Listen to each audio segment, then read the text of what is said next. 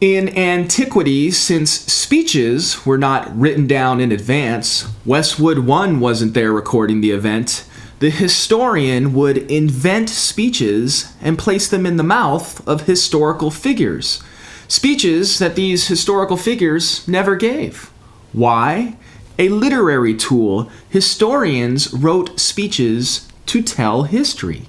Speeches make up 25% of the book of Acts. That's a quarter of the pie. Speeches. 2 details the historian of antiquity pondered when making up a speech. 1, the occasion, Barry Minko's Community Bible Church in San Diego. 2, the character of the speaker.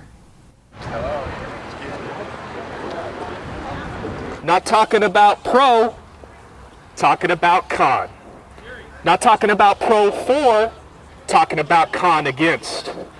Not talking about PRO, talking about CON. What kind of con? Context. John chapter 3, Jesus says to Rabbi Nicodemus, Jesus to Nicodemus, you must be born onathen. Nicodemus confused, as are you, by the word onathen. Greek word, 2 different meanings. From above or a second time. Jesus to Nicodemus, you must be born onathen. I must be born from above. I must be born a second time. Both onathen, Greek word, 2 different meanings. Not talking about pro, Greek, the original language of the New Testament, talking about con. Aramaic, the language Jesus spoke. You know, you can't be heard through that little microphone or whatever that is. You know what? No, they're on public. If they're on the sidewalk, let's leave them alone.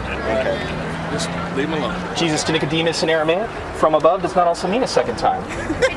Jesus to Nicodemus in Aramaic, 2 separate words for from above and a second time. Jesus to Nicodemus in Aramaic, no confusion.